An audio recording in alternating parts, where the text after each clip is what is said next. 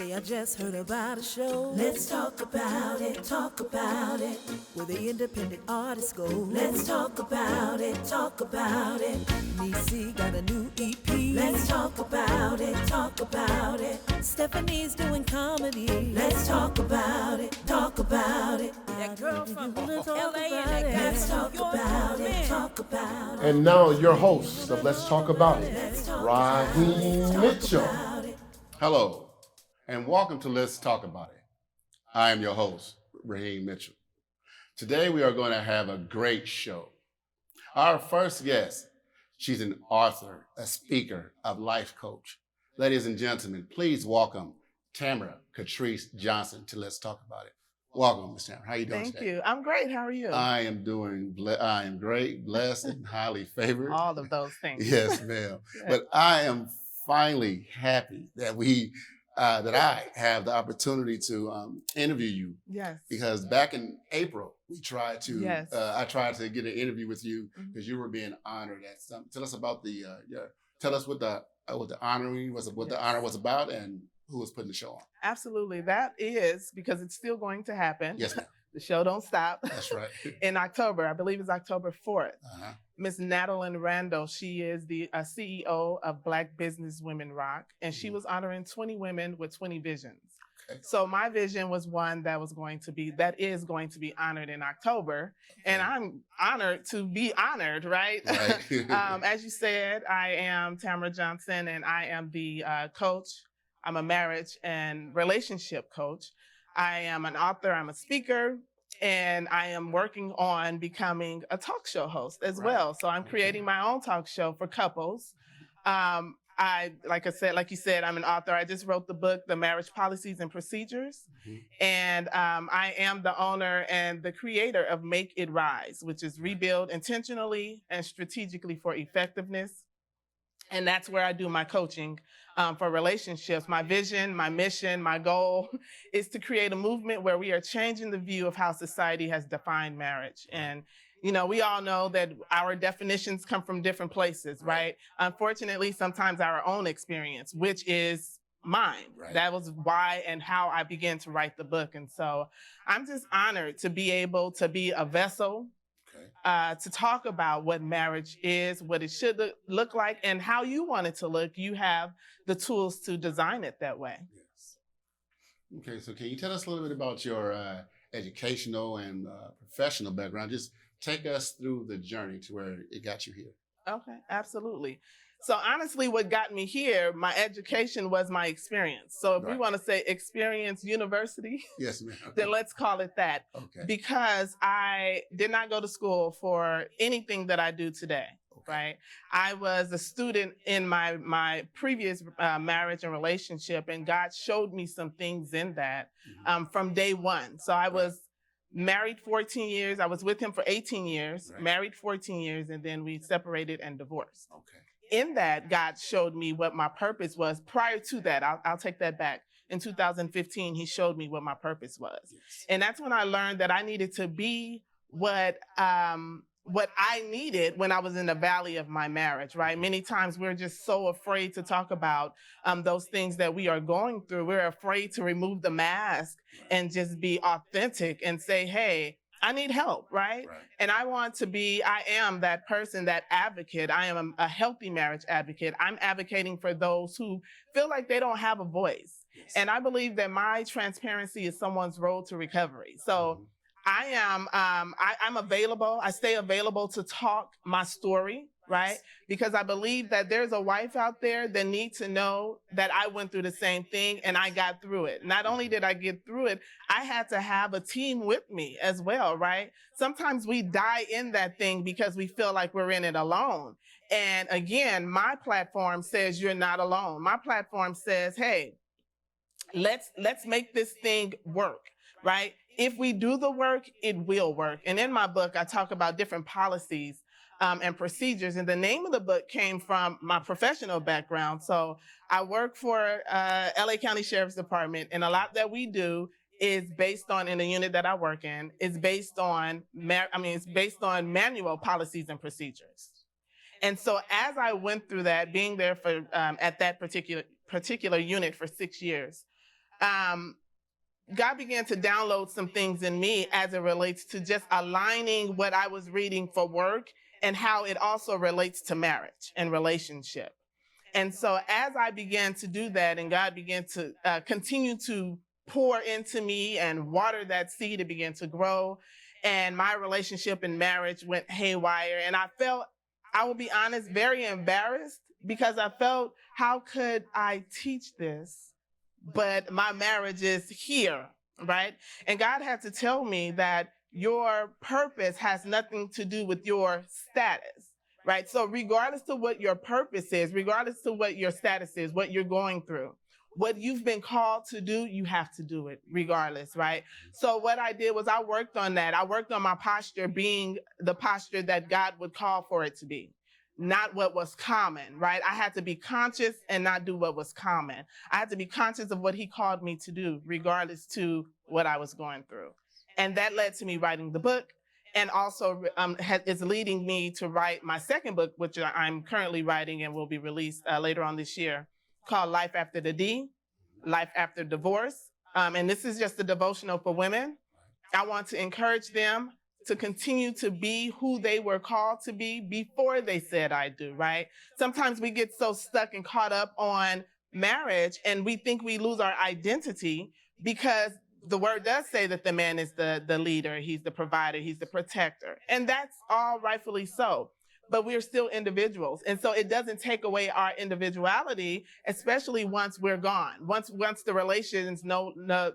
the marriage is no longer working. Right. So I don't want us to get lost in that. And so that book will be geared towards rebuilding women. Yes. Yeah. Because sometimes when some women do get a divorce, they feel that they're lost because it was like, he was my world. I did this, I did that. Right. And they always say, I forgot about myself.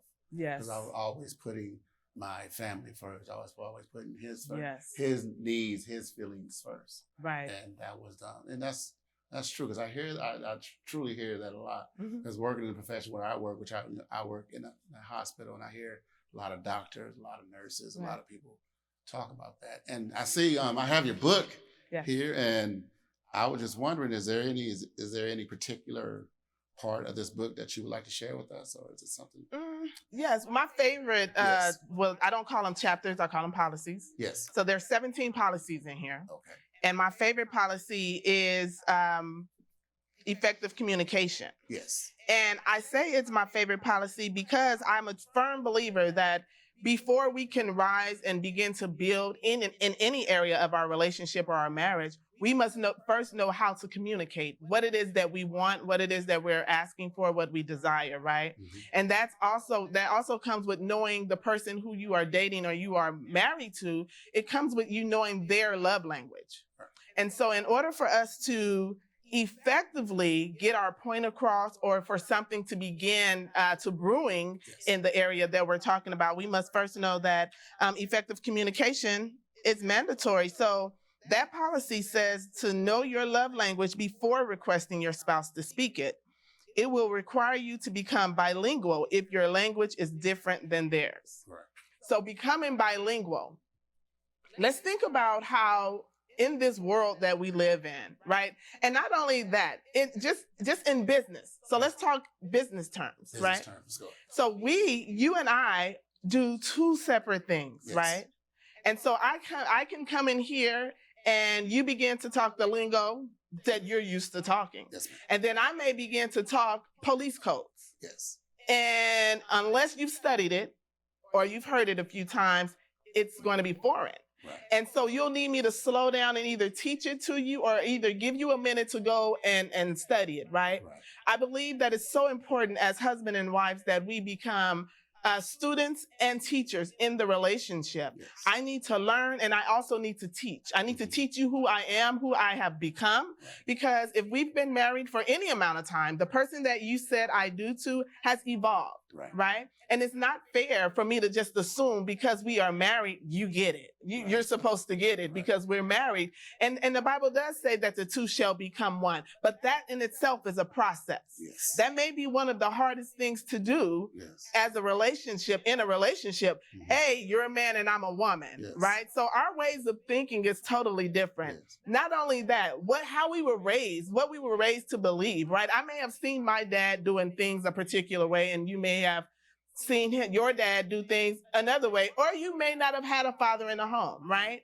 And so our definitions, again, when I go back to my vision about how we have to change the definition of how society is viewing marriage, it goes right to there. It starts right there. What have you seen to believe marriage is? And so if we aren't available, if we aren't giving ourselves permission to be available to learn it different, our marriages will always be shaky and rocky. And we won't learn that the first order of business in a marriage is to create a foundation that is solid. Because there are going to be things that are built on top of this foundation, some that we'll have to pull out and some we'll keep. But it gets heavy, right? And the Bible says, lay aside all things that so easily besets us that is heavy. Some things that we are creating or we are allowing to be in our marriage becomes heavy, and we have to be okay with sitting down and having that conversation and saying, hey, this is what's going on. This is how I feel about it. How do we fix this? How do we create a space where it works for both of us? Because this was working for me in my past relationship, or this worked for my mom and my dad, but it doesn't work for us. So every marriage is not a one size fits all.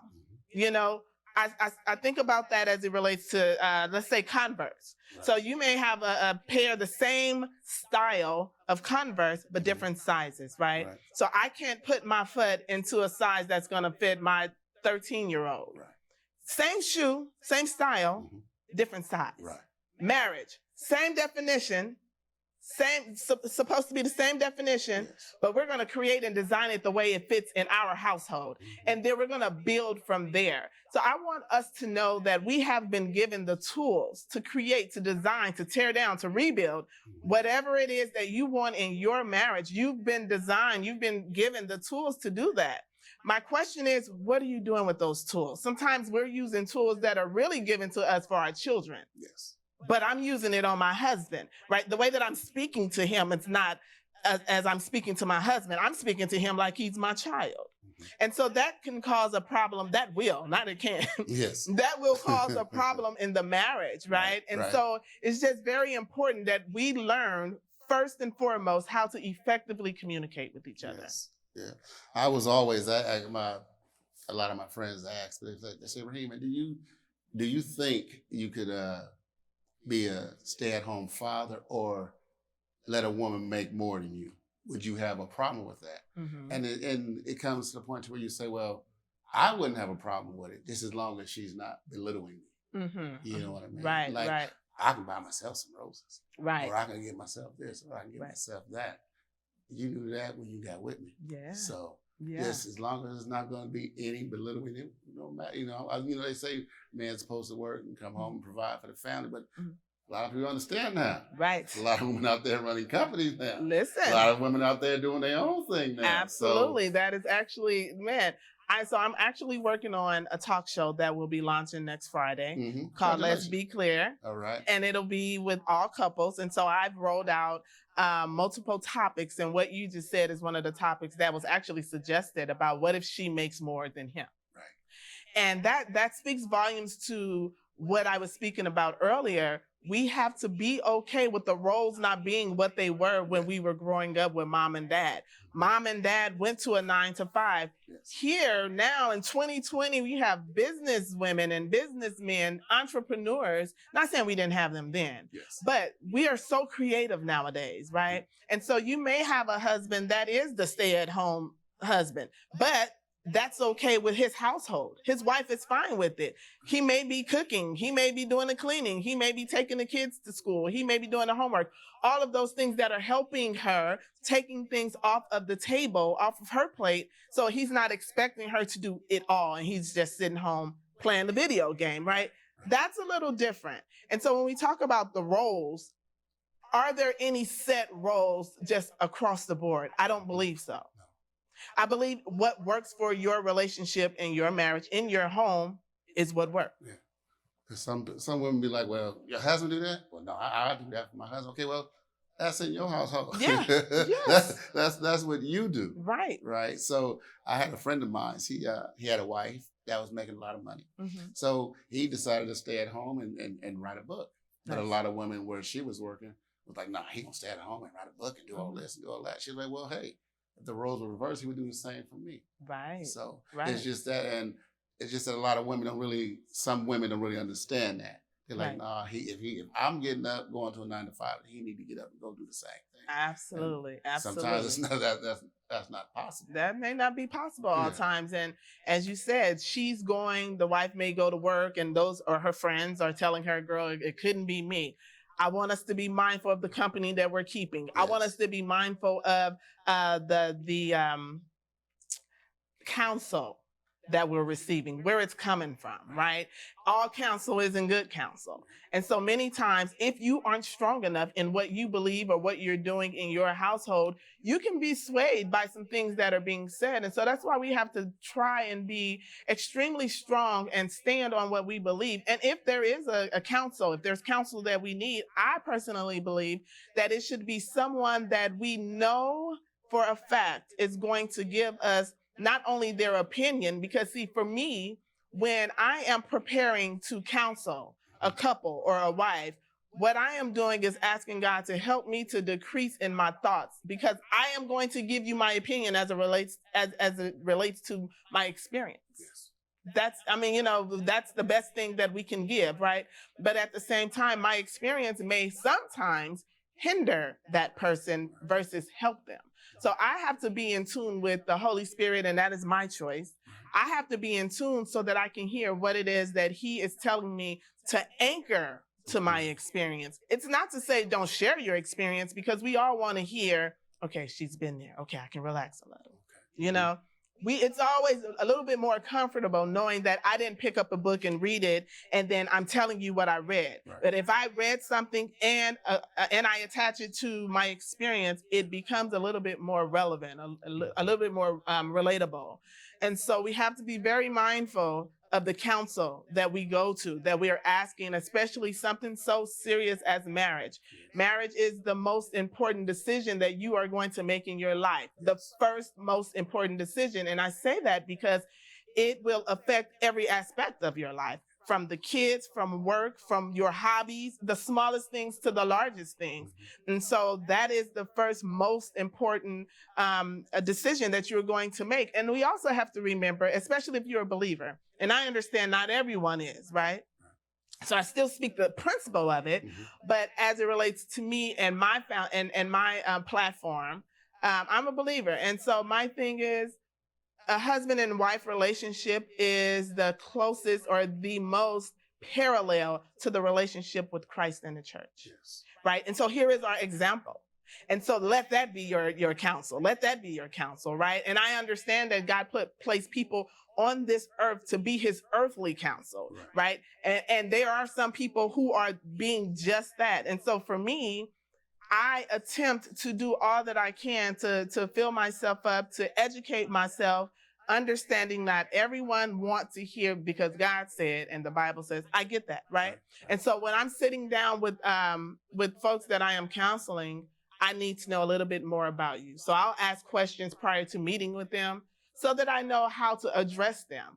I liken it to everyone's vision or view on relationship and marriage is totally different, right? We all have a different lens, and our lens changed. So what I believed once before about relationship and marriage prior to going through my divorce is something totally different now, right?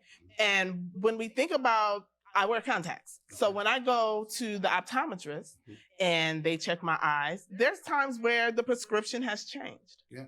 In relationship, in marriage, your way of thinking about it will change. Your prescription will change. And if you do not allow yourself to use the new prescription, things will get blurry. And things will get blurrier and blurrier until one day you won't be able to see. And we'll try and ask ourselves, how did we get here? Because when the vision began to get blurry, we didn't check it. We didn't check it. We just thought we could push through it, right? With the blur. But God is saying, no, before destruction, I'm going to send you a warning. And when you get that warning, I need you to allow it to be your teacher. And if we aren't allowing those things, those hiccups, those uncomfortable things to be our teacher, we will continue to walk in what we've been walking in, which is not working, and find ourselves deeper in a hole. Does that make sense? Yes. It reminds me of the things that my godmother, my mother used to say. They'd be like, "You hear me, but you're not hearing me." Listen, Yeah. yeah, So, yeah. and I'm like, I hear you. I don't understand what you mean by I hear you, but you're not hearing me. Mm-hmm. You hear the words that are coming out of my mouth, but you're Mhm. not taking the words that I'm giving you into Right. perspective. Right. So now I understand the part when they say you hear me, Yeah. but you're not don't hear hearing me, me. right. Just like the preacher say in church, I don't think y'all hear me. Yeah. Let and me we get like, a little. We hear you. Yeah, we hear you. Right. Let me get a little closer. So let me scoot up a little bit Yes. so you can understand what I'm saying, because I don't want this to fall on deaf ears. That's But what he's saying. I Yeah. truly, but then and I understand what you're saying. So your second book, Yes. Life After the D. Yes. Tell us about this. Absolutely. I'm so excited about this one. I can tell. Yeah, I am. I'm like, okay. Yeah. I'm very excited about Yes. Life After the D. And I'll say that because with the marriage policies and procedures, Mhm. that wasn't a plan. I wasn't excited about it, so to speak, in the beginning. It Mhm. wasn't until I began to write it that the excitement came, because I saw how lives could change, how relationships and marriages can grow as a result, right? Initially, I feel like I was voluntold. God was like, you need to write this. This here, we were in agreement. You know, sometimes we say no to God, like, I can't do that. Right. Marriage policies and procedures was one of those. Right. Life After the D, we were like teammates, like, come Right. on, let's go, Okay. right? And I think about what really encouraged me to write this book is me thinking about the process that I went through from separation to divorce, having to leave the house. We rented, so we didn't own the home. Mhm. He left first, and then I thought I wasn't going to be able to handle it. So I left the home. Okay, that was a slap in my face, right? Because we had been there so many years. My children were, happy and comfortable there. So I left there and moved in with my mom. Now we all know that every woman needs her own space. Yes, Not ma'am. only did I move in with my mom, I shared a bedroom and bed with my at the time, my 12-year-old daughter. Oh. A bedroom and the bed, right? And so I just felt so defeated at that point. I felt very defeated, and I began to ask God, why me? Why do I have to go through this? I am standing on what you have told me to do, right? But I have to go through this. Yeah. And he says, it's going to be used for my good. Just keep living, right? Right. So we were there, and as again, I was going through so many things emotionally, as far as my security, just being insecure, thinking, because I have alopecia. I don't know if you know what that is. Mm. So alopecia is a scalp condition where women lose hair. Yes. So I have that, and he knew it, right? And so I was comfortable talking to him about it, but all I could think about is moving forward with a new person. Right. How do I speak that? How do I tell that to a new person, right? Because it's fair that they know. That was one of my insecurities. So I felt, oh God, how am I going to do this? That was one downfall for me. Right. Marriage was one of the biggest accomplishments I felt for myself. And to lose that, I felt like a failure. So that tore me apart. That's going to the divorce, going to the court, not the divorce court, but going to the court to fill out the documents tore me apart, right? So I had all of these things for me that was going against me, but really God was saying, no, these things are going for you, right? And he says, you are going to be the voice that tell other women who are feeling these same emotions, yes, you can. You are better. You are whole. You are beautiful. You are happy. Not to say do not address those emotions that you're feeling, because many times we will cope and not heal. And so that's what I did in writing the marriage policies and procedures. I didn't learn that I was only coping until I was writing this. And I dating with the purpose. I am currently dating with the purpose, learned so much in that. Like, oh my God, I'm still broken. And I had to tell my guy at the time, we're going to have to slow it down a bit because there's some things I have to work on and fix in me. And in order for me to be the best version of myself and the best version of myself for us, we're going to have to slow down a little bit. And thank God I had someone that understood that, and was willing to just be my cheerleader in it all. But it pushed me to go ahead and write the book, Life After the D. And so I want women to understand that there is life after the D. You are still beautiful. You are still whole. There is purpose for you outside of being the wife that you were before, right? Allow yourself to feel that hurt and that pain, but don't get stuck there. Don't get stuck there, because there's work for us to do. And there's someone else out there for you. God has already created that person for you. That is, if that's what you want. Some women get divorced and they're good. Like, yeah, I don't want to get married again. Mm-hmm. And that's fine. It's your choice. But if you so happen to want to do that, then I want to be an avenue that says, this is how we're going to get there, right? And some women never had that confidence, even prior to saying, I do. They were always a little insecure. They always lacked confidence in who they were. I want to be the person that says, well, let's learn how we get there, right? Let's affirm ourselves. And so that's what this book is going to be compiled of. I also have my daughters in the book that are writing, that wrote about their experience with learning that mom and dad were going through a divorce. And so I want the women to know, don't worry about your children, but talk to them. Clear communication, effective communication, so that they can understand the process.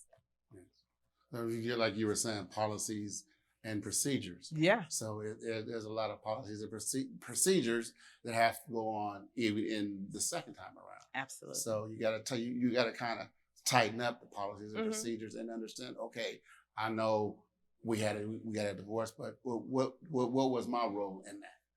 So I got to step back and look at myself. And see what I did. Absolutely. And then once you look at yourself, because they say you have to heal yourself first. Mm-hmm. You got to go into self-healing. Yes. And once you go into self-healing and you got yourself right, then you go out and see that's something you want to do.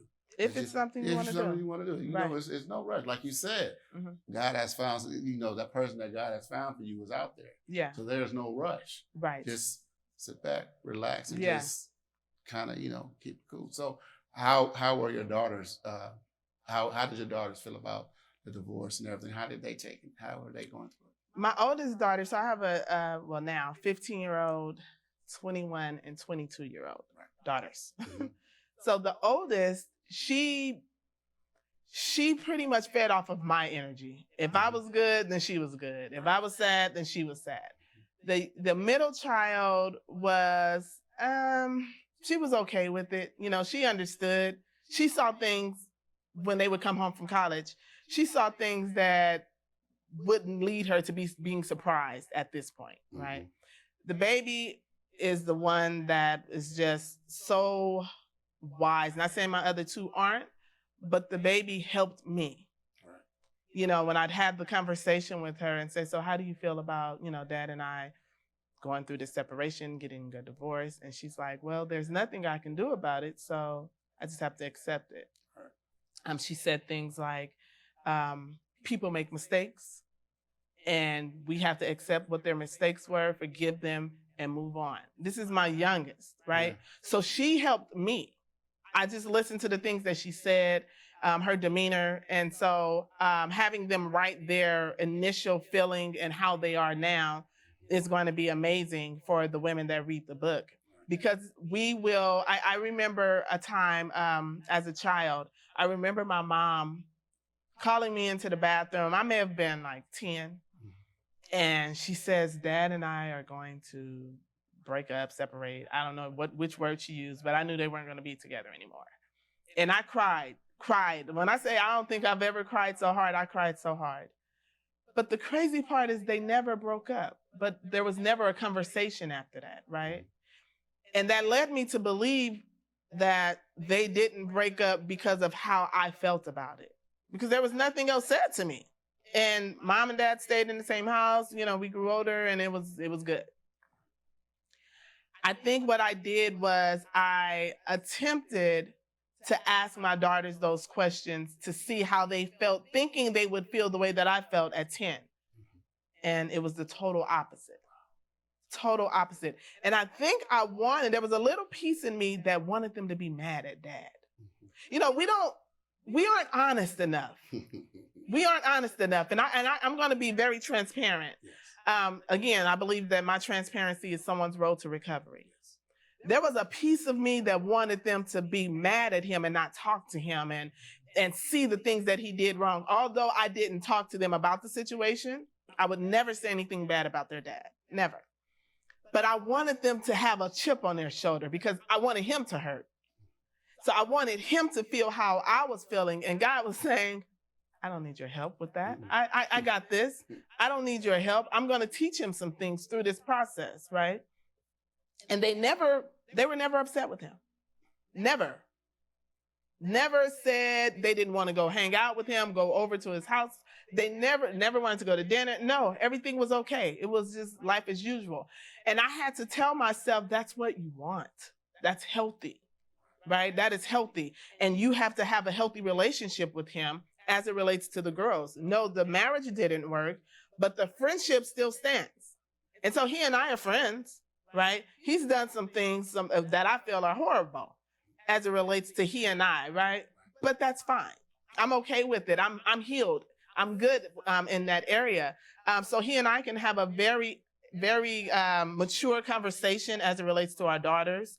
Or just, and here lately, he's been very helpful, right? And so that's the power of prayer. Yes. So I never stopped praying just because he wasn't my husband anymore. I still have to have some type of communication with him. And I want it to be communication where we're actually getting something from it, right? We still have daughters together. I want them to see that we have a healthy relationship. And so I think we've done an amazing job with that. That's great. That's great. I want to first tell you, thank you for coming on the show. Absolutely. Let's talk about it with Raheem. Make sure you're sharing some of the things with your book and your new book that's coming out. Yes. I was given a wrap-up sign. So before I wrap up, I would like for you to give all your platforms, let everybody know that you are available for speaking engagements, let them know how to get in touch with you, let them know how to get your book and when your new book is coming out, and also the information about the event that's happening October 4th. Yes. Okay, so let's go ahead. Let's go to the camera here. Which camera? Your camera here. And go ahead. Absolutely. So you can reach me at Tamora Johnson, Make It Rise on Instagram and Facebook. Make It Rise, Instagram and Facebook, and also on Twitter. Or you can go to my website, which is TamoraJohnson.com. And it's TAMORA, Johnson.com, my website, and you will find a link where you can purchase the book, The Marriage Policies and Procedures, or you can go to Amazon. We have the Kindle edition and paperback on Amazon. Life After the D will be released late, August, September of 2020. I am also going to be doing a talk show for couples called Let's Talk About. I'm sorry. That's yours. Let's be clear. Okay. Let's be clear. We will do our launch July 3rd, which is next Friday. And you can find that at Make It Rise on Facebook. For the show, for the event that I'll be honored in, it'll be October 4th. Black Business Women Rock. You can go to their page on Facebook, Black Business Women Rock, with Natalie Rando. She will have all of the pertinent information on there for you to, if you want to be a part of it, if you want to be a guest at the event, she'll have all of that information for you. And if you are a businesswoman yourself, you'll be able to join her platform as well. All right. Once again, I'll tell you, this was education for me. And I was, wondering, okay, cool.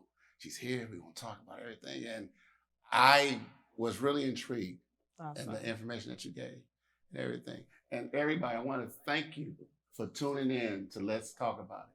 So if you ever want, make sure you pick up her book.